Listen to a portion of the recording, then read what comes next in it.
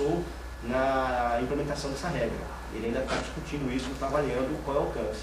Mas, se vocês pararem para pensar que o Estado de São Paulo, mesmo quem tem esses incentivos, quem tem essas reduções, anualmente precisam renovar, anualmente precisam apresentar para o fisco regularidade e tudo mais, ou seja, de uma certa forma, como trata-se de algo renovável anualmente, ele vai ter nesse momento a punição de falar, se está dentro ou se não está dentro. Ou seja, a forma que São Paulo concede as tratativas de tratamentos fiscais de tributação já faz com que ele consiga, vamos dizer assim, se blindar em relação a uma das discussões que existem, que é justamente os benefícios concedidos antes dessa norma que tinham prazo certo.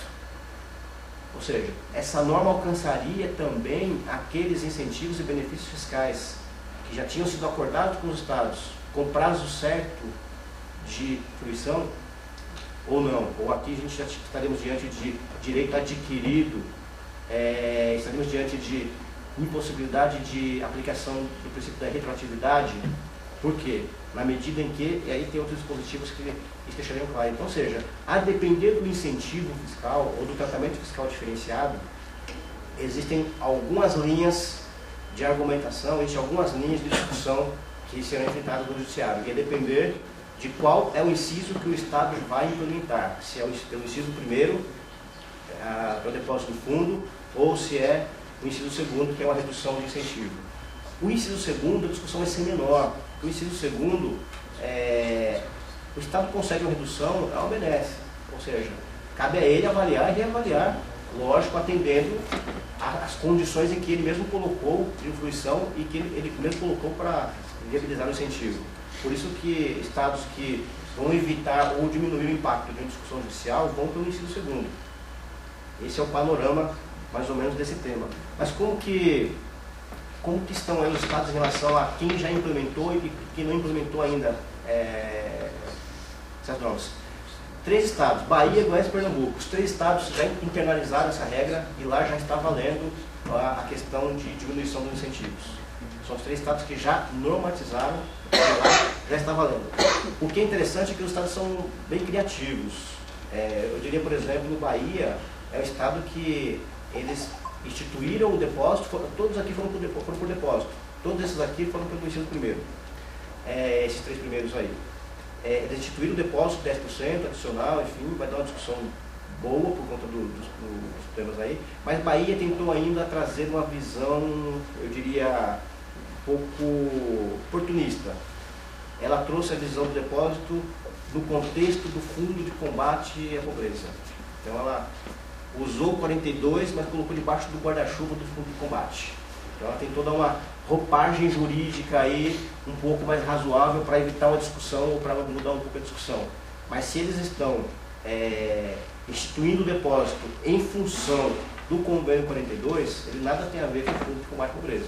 Ele tem uma conotação de fundo visando adequar equilíbrio fiscal. Então ele tem uma outra, e o próprio convênio, ele traz essa visão, ou seja, ele cria condição para a fruição de incentivos e benefícios visando a redução montante. Para quê?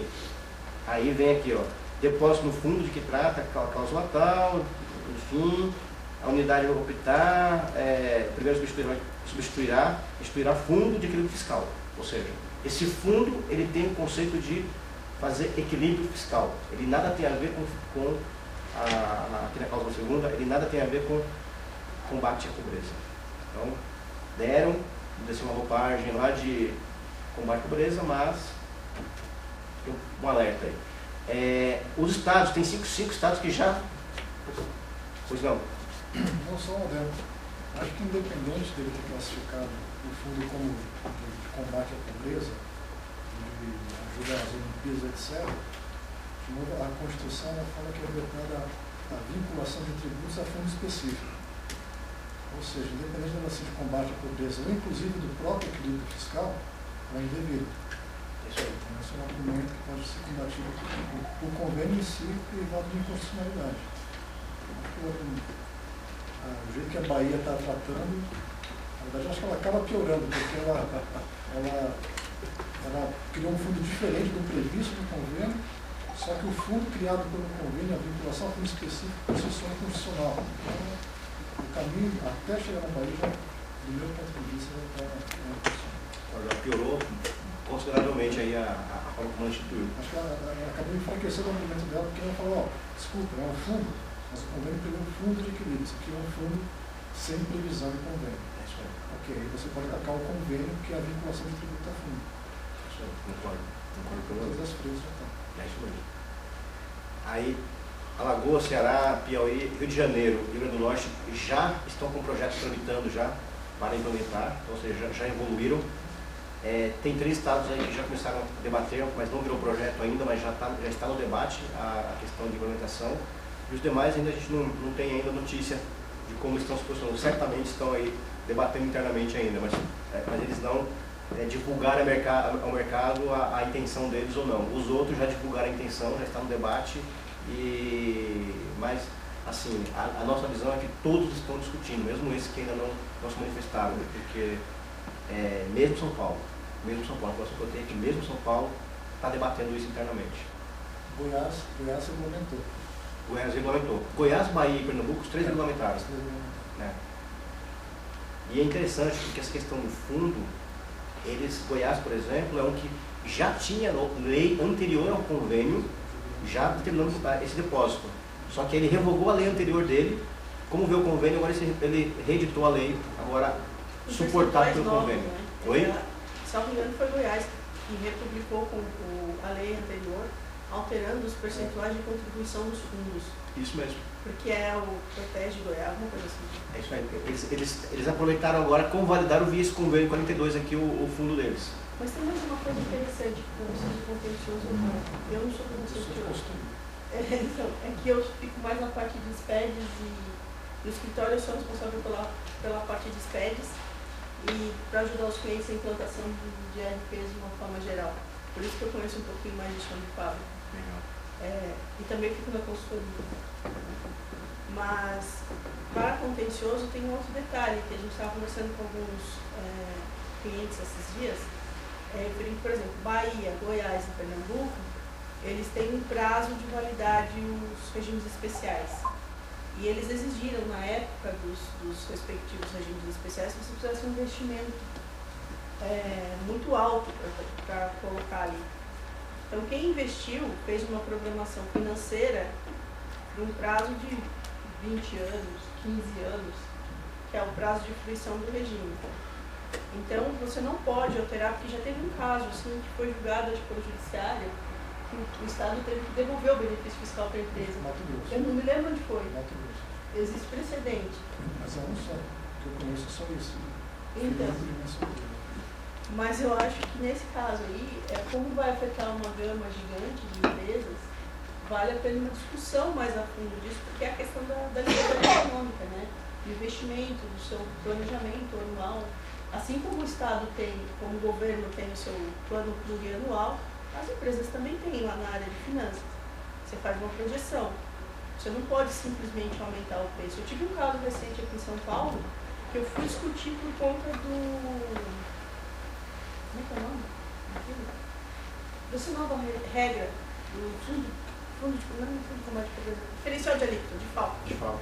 Eu fui na Secretaria da Fazenda discutir com São Paulo porque ela tinha dado 0 de tributação para o meu cliente nas operações e com a chegada do DIFAL, a tributação dela só para São Paulo subiu para 11.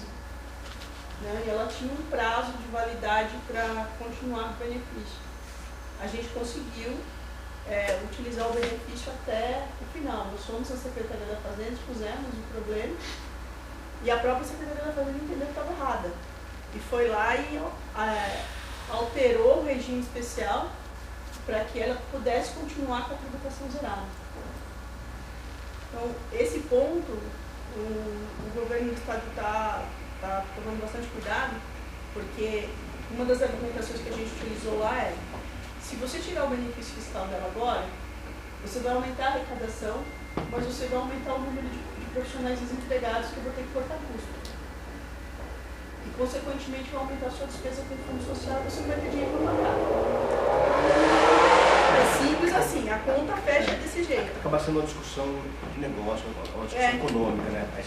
O que a gente apresentou para conseguir convencer a Secretaria da Fazenda não foi nenhum argumento jurídico, a gente foi na fundamentação econômica e financeira, a Secretaria se conscientizou e eu acho que a maioria dos estados vai acabar, você vai acabar conseguindo manter esses convênios que são por prazo determinado, usando uma argumentação financeira e econômica. A argumentação jurídica vai te dar, como que eu posso dizer? Você não vai conseguir um grande resultado. É que essa questão da condição econômica, de fato ela é jurídica também, porque o Código Tributário ele impõe que não pode ser revogado, por exemplo, o benefício que tenha prazo determinado sob condição onerosa. Então essa parte da econômica entra justamente quando o Código fala da condição onerosa. Então, mas a Secretaria da Fazenda, eles estão negociando isso, porque a oneração é muito maior para eles do que para a própria empresa. Essa é a questão. Legal. A conta que o Luciano fez, que o ex-DEAT fez... Agora o Nivaldo está um mês, agora tem um novo você não consegue agendar nada. Aí ele fala para você assim, não, o governador falou que é para cancelar todos os benefícios fiscais. Pois é. Tá assim a situação. Não, tá complicado lá, tem a mudança de um mês lá na casa. A gente foi para lá e eles falaram isso pra gente, né? Deixaram aberto mesmo. Só que a hora que a gente fez a conta, porque a gente apresentou uma planilha de cálculo para eles conseguiram entender que o maior prejudicado não seria a empresa, seria o Estado. Legal. Pessoal, só para a gente fechar um pouquinho aqui, ó, um pouco já as discussões ficam abertas, as principais aqui, o doutor já comentou um pouquinho. Acho que as questões que ficam em debate depósito, ele teria natureza de tributo? Ou seja, essa é uma questão aberta. Se o depósito teria natureza de tributo, já que ele está adotando a mesma base de cálculo do ICMS, ele vai ter características aí totalmente de imposto, e aí estaria dando um bypass dos municípios por conta da repartição que não vão receber nada, sendo depósito, não sendo imposto. Porque ele, tipicamente, assim como Bahia, fundo de combate. Bom, o combate é imposto, dentro da forma como ele é calculado, mas só que ele é qualificado, dentro dos percentuais de adicionais que a Constituição prevê. Enfim, ele tem infringência no 167, ou seja, aquela questão que foi colocada, sendo o fundo, ele teria que ter vinculação específica, ou seja, aí tem vedação, no caso de imposto, ter uma vinculação específica, uma vez que ele teria natureza de tributo. Então, ou seja, são alguns pontos aí que ficam admitindo a característica desse depósito muito próxima das características de um tributo.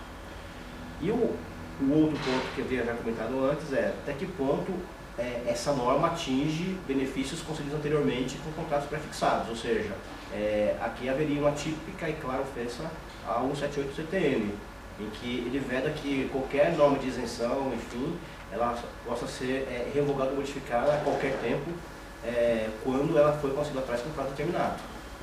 Então, um pouco daquilo que você colocou também aí, ou seja, existe uma afronta clara e que a discussão no judiciário era muito favorável para o contribuinte nesse sentido. E a outra é aquilo que a gente falou, quais são os benefícios alcançados? Qual vai ser o universo? Se vai ser incentivo ou também qualquer forma de redução de carga tributária ou de oneração. Acho que são alguns temas aí que estão aí em debate por conta dessa nova fonte de arrecadação.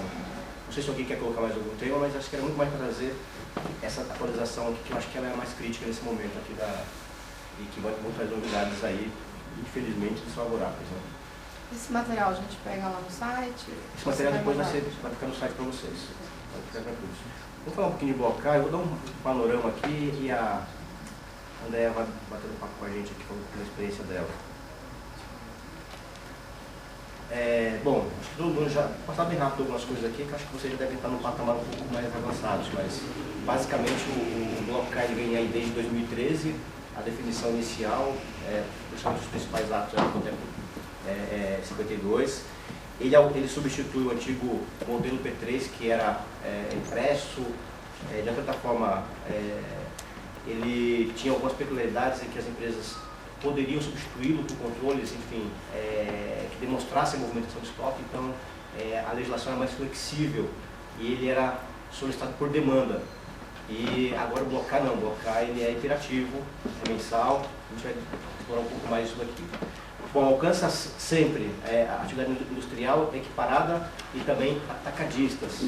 existem até, a norma ela dá até espaço para que outros contribuintes entrem também. Então, assim, alguns estados, como São Paulo, vislumbram até futuramente implementar varejista nesse contexto. Mas a regra principal é, por enquanto, acho que quem realiza atividade industrial, equiparadas ou atividade de atacado.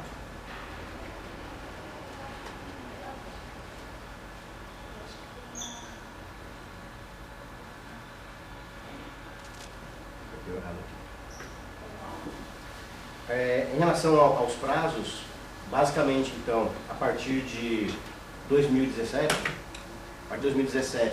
as grandes empresas industriais entram agora a princípio, então, assim, a partir de 2017. Existia, e aqui isso já foi até alterado, a questão de as empresas habilitadas ao RICOF, elas também estavam entrando no geral. Porém, a gente vai conversar um pouquinho mais para frente, as empresas que possuem RICOF foram excluídas do último ajuste INF que saiu. Na prática, o que isso significa?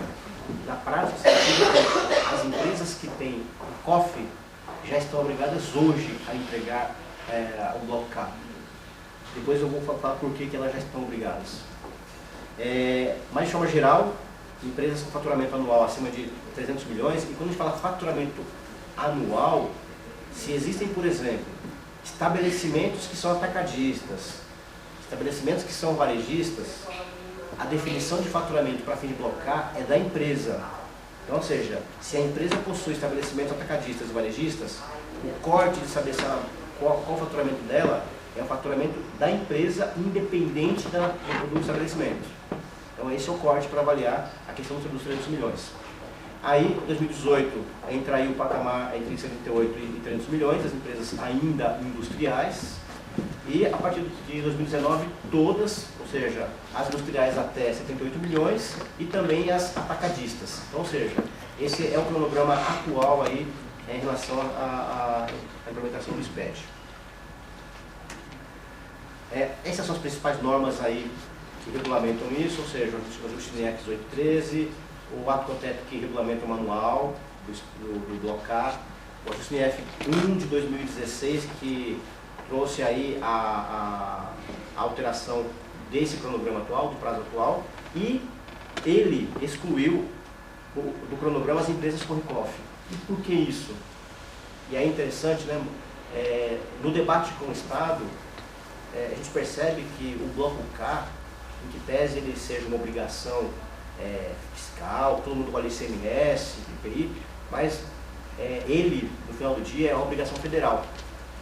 E o governo federal é que tem mais interesse na obrigação, ele tem os seus, não é que tem mais, o Estado tem os seus e o federal também tem os dele. Mas o federal ele tem interesse na questão do RICOF, por quê?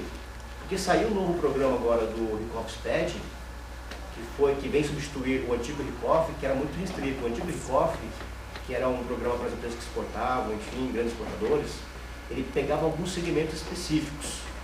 O novo RICOF, que foi implementado a partir desse, inclusive a normativa saiu há poucos dias, a normativa do programa do RICOF, agora ele estendeu para todas as empresas. Qualquer empresa que realiza importação e exportação são credenciadas a aderirem ao RICOF.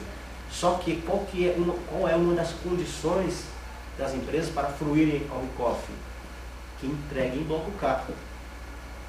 Por quê? Porque o RICOF ele eliminou aquela parafernália que existia antes, aplicativos, sistemas que existiam, que era muito difícil, é muito complexo implementar o RICOF antes.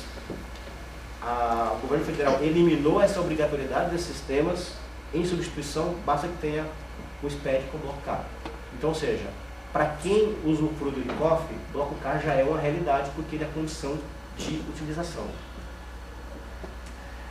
Pois bem, e aí, recentemente, em maio, aí alguns novos registros e campos foram introduzidos dentro do bloco K para sanar alguns gaps que existiam de informações que não estavam aderentes aos processos operacionais. Podemos até comentar um pouco com a gente se isso realmente faz a diferença na operação deles ou não. E esses registros novos que vieram, eles foram registros para trabalhar a questão de desmontagem, que é o CAD 210 e o CAD 215. Eles vieram trabalhar questões de reparos de manutenção e consertos, que aí é o CAD 260 e 265. E também para fazer ajustes de erros de apontamento, que no modelo anterior do blocar, ele teria que ser feito, teria que ser retificado no momento em que acontecia a produção. Ou seja, no mês em que aconteceu a produção, se eu só detectei um erro no mês seguinte, que é o apontamento errado, eu deveria reabrir o SPED blocar para retificar, para que essa informação fosse ajustada no mês em que ocorreu a produção. Esse último ajuste aqui era um dos mais esperados pelos contribuintes, foi um dos mais pedidos que o fisco acabou atendendo aqui. Então, assim, que é justamente, se você visualizou um erro de apontamento posterior à produção, posterior ao fechamento da produção, você identificou, e aí, tem também aqui o último ponto que eu vou colocar aqui, que é o caso 280. Você pode ter um erro de apontamento também do estoque final, já não da produção. Enfim, então isso aqui deu uma ajuda considerável. Imagine vocês ter que retificar o SPED anterior já apresentado, blocar, se no mês seguinte você identificasse que teve um lançamento errado de apontamento. Então, assim, esse é um ponto que ele viu um pouquinho. Essa foi a mais recente mudança aí do blocar, e na visão do fisco, com essas mudanças aqui, ele fechou o layout. Na visão do fisco, eu tive a oportunidade de participar de uma reunião, na visão deles, não, agora a gente acertou o layout para todo mundo, agora o layout está pronto para ser aderente a qualquer modelo. A gente sabe que não é bem isso. Participação? Há um tempo atrás, antes de acertar esse layout, eu tive uma reunião de contadores em que as médias empresas terceirizavam a parte fiscal e contábil para escritórios de contabilidade. E foi dito que realmente não tinha como o contador agora fazer como eles faziam, ficar reprocessando os dados para depois implementar os dados no bloco K. E que isso tinha que sair do ERP da própria empresa industrial, mesmo porque existia aqueles processos de fabricação por encomenda, vai e volta, parece todo, então isso tinha que estar no sistema e tinha que estar parametrizado com o SPED. E que realmente os contadores estavam muito preocupados, porque os titulares das empresas não queriam saber, eu te contratei para você pagar, te vire, é problema teu. E aí foi definido que não tem mais essa situação. Ou o empresário se conscientiza que ele tem que ter um RP pronto para o SPED, ou você renuncia o contrato, você vai ter problema. Não tem como. Mesmo eles agora acertando o layout, mas ainda o processo continua, os dados vindo do RP da própria empresa industrial. Não dá mais para o contador ficar dando jeitinho. É isso aí. É isso aí. E assim, eu costumo dizer o seguinte, puxa, tem aqui a correção de erro, apontamento e tal. Maravilha. Aí eu pergunto para vocês como fisco, quando forem fiscalizar, qual é o primeiro lugar que vocês vão olhar para saber se realmente está adequado? Na fonte, né? E onde? Se está dizendo que tem erro, deixa eu olhar realmente se é erro. Então, assim, a gente fala que é uma válvula boa, tal, mas é igual ajuste de conta gráfica, faz lançamento de crédito temporâneo, faz é a mesma coisa. Quando o fisco vem olhar, ele vai olhar o quê? Primeiro, onde estão os ajustes. Então, assim, é bom, mas cuidado, porque aqui nesses ajustes tem aqui, é um ajuste negativo, é um ajuste positivo. Legal, que ajustes são esses? Pô, se você começar a canalizar um volume tão grande de ajuste, o fisco vai pensar, caramba, será que a sua informação é boa ou não? Será que você está me apontando lá como produção é boa ou não? Então, assim, usem, mas usem com cuidado. O varejo nem entrou nisso por conta que existem muitos problemas no varejo devido ao estoque, né? Então, ele nem entrou nesse rol de... Isso aí, o varejo está fora, porque é o seguinte, a gente retoma que a obrigatoriedade do blocar é uma obrigatoriedade de IPI. E os varejos, de forma geral, não é contribuído do IPI. Então, assim, é do ICMS. Então, o varejo, por enquanto, não entrou por conta da origem do controle de estoques. Que, assim, a ideia era controle de estoques de produção, não de estoques de revenda. Esse era o conceito. Mas, como estão entrando atacadistas aqui também, mas a ideia, quando veio originalmente, os atacadistas que são sujeitos a IPI, seriam atacadistas equiparados. Não é qualquer atacadista, mas o bloco K aqui ele já pegou tudo. Então, assim, ele já começou o tentáculo dele já pegou qualquer atacadista, então assim, aí o varejo, o Estado pensou também, poxa, mas se está pegando qualquer atacado, então dá para pegar também varejo. Então, assim, é um caminho que logo chega. Mas um dos pontos pelo qual o varejo, na minha visão, ainda não entrou, é porque, pensando em varejo propriamente dito, o nível de controle já é tão alto por conta dos ECFs, já é tão controlado porque os aplicativos utilizados são aplicativos pré-homologados pelo fisco. Então o ambiente de controle é tão alto já no varejo que ele já tem as informações no detalhe que ele precisa. Ou seja, ele já tem o nível, caso ele queira fazer movimentação pelo SPED, ele já consegue fazer sem precisar de nenhum tipo de informação adicional que precisa aqui no bloco K. Então por isso que eu acho que o varejo, nesse momento, o fisco ainda não chegou. Mas na hora que ele, quando o foco for avaliar a razoabilidade de movimentação, enfim, ele vai facilitar a fiscalização. Facilitar a vida dele, ele vai passar para o contribuinte. Muito mais por isso, mas a informação ele já tem. No caso do bloco, ele não tem algumas informações. Hoje ele não tem em lugar nenhum as informações que o bloco está requerendo aqui. Então, para ele, essa é uma informação que vai trazer eficiência de gestão do ponto de vista de arrecadação. Avançando um pouquinho mais aqui, então assim, para quem não está tão habituado, o bloco K está dentro do bloco geral da FD ICMS. Então o que ele traz de novidade aqui, de bloco K, enfim, é o registro basicamente 210, que vai entrar no bloco de cadastro do SPED como um todo, e ele tem um bloco específico, que é o bloco K, o tido como bloco K, que aí tem as informações requeridas lá de campos e registros requeridos para aquele bloco K. Então ele não está isolado. Então a primeira informação é que o bloco K, ele não pede informação de valor de custo, não pede informação de valor de nada. É só quantitativo. O bloco K é só quantitativo.